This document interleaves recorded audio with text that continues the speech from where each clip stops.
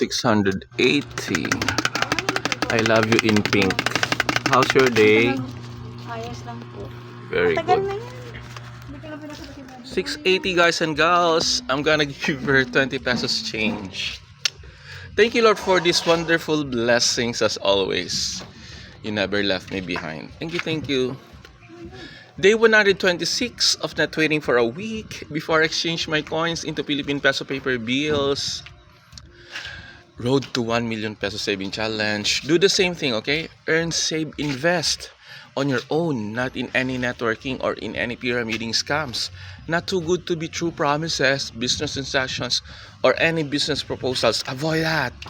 Otherwise, when you got failed, you will feel upset, sad, devastated, disappointed, mad, angry, or whatever ill feelings that you will have. And then your dreams will not prosper, will not push you. Beware and be aware. Afterwards, expand and enjoy. Okay? Earn, earn, earn, save, save, save.